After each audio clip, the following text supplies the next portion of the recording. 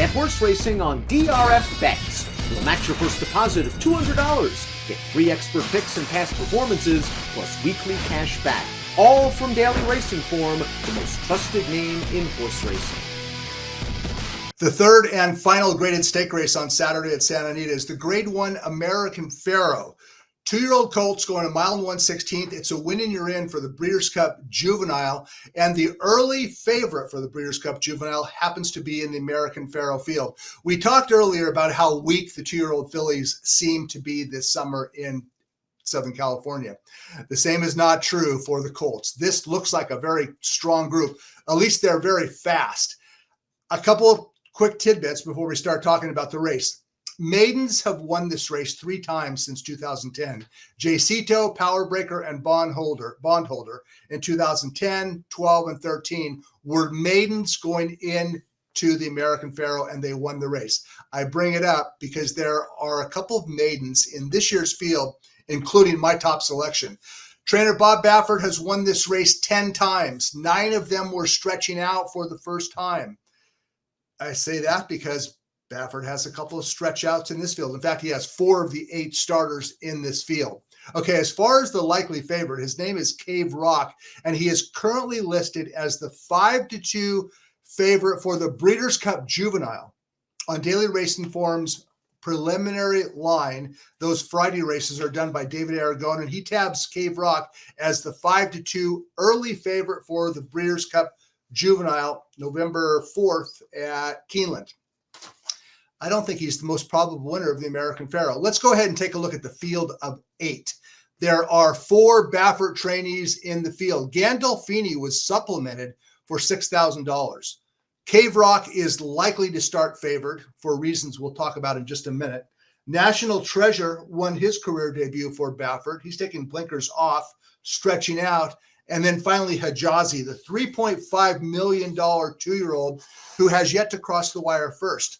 I think he'll do just that on Saturday. But let's first talk about the fastest horse in the field, the horse who dominated the Del Mar Futurity last time out, and that's Cave Rock.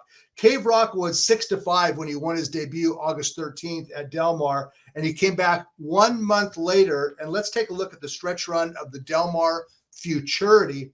2-5 favorite Cave Rock.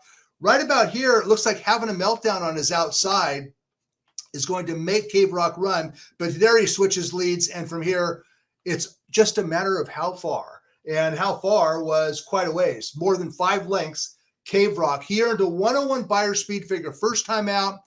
He reproduced the number virtually, earning a 98 second time out in the Del Mar Futurity. He's 2 for 2, and he is probably the fastest horse. He is the fastest horse in the field. He's the speed of the race, and depending on how much pressure Manchild gives him early, Cave Rock, a son of Arrogate, could be long gone as the likely favorite. Here's why I'm going against him. I'm not convinced that he wants 2 turns, and actually, trainer Bob Baffert is not sure either if he can go 2 turns. You don't know until they try it. That's what Baffert said. I'm paraphrasing his quote. You never know until they try. Baffert's won this race 10 times, 9 times with stretch outs. He usually has a pretty good idea. If he thought that Cave Rock was a sprinter, I kind of doubt that Cave Rock would be in this field. He is, and he's the horse to catch. But Baffert's other horse is Hijazi. Hijazi was purchased this spring for $3.5 million. He made his career debut at Del Mar as the 2-5 favorite, and he had some trouble. He was in traffic. He finished second. And in his second start, he was favored again at even money. Let's go ahead and roll the tape on this Hijazi second start. He's going to cross the wire second behind Speedboat Beach. Right here, he's supposed to win this race, right? Except that Speedboat Beach is a very good colt. And Speedboat Beach kept on running. In fact, Speedboat Beach in this maiden race earned a 104 Beyer speed figure. That's the fastest by a 2-year-old in the country this year. Hijazi, all he did was earn 100. What a bum, right? He finished more than 4 lengths clear of third. Hijazi did. He ran well, and Speedboat Beach validated to a degree the excellence of that maiden win by coming back last weekend to win the Speakeasy Stakes, a 5 furlong turf sprint.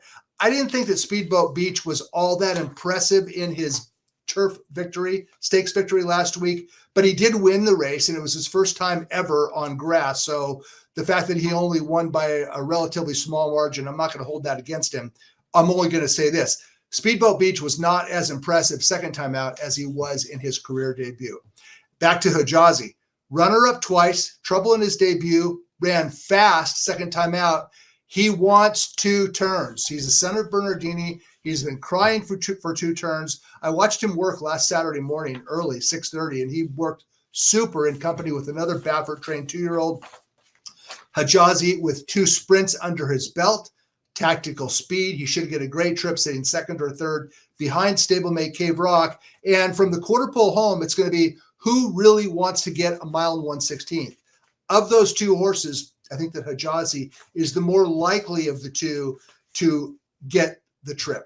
It looks like a 2-horse race. I know Baffert has 4 in the field, and the fact that Gandolfini was supplemented and that National Treasure won first time out. In fact, Gandolfini is the only horse who's won a 2-turn race, not running for a claim tag.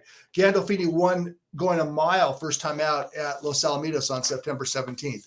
So you have to respect the Baffert long shots, but when all is said and done, this race boils down to 2 very fast, good horses. Cave Rock and Hijazi, I like them the other way around. Hijazi over Cave Rock in race 8, Saturday at Santa Anita.